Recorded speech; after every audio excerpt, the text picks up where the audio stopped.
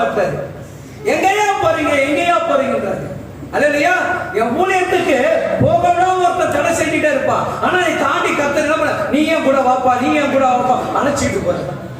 அல்லையா, அப்ப இந்த பெருவிடத்தை எப்படி நீ எதிர்கொள்ள வேண்டும் என்று சொன்னால்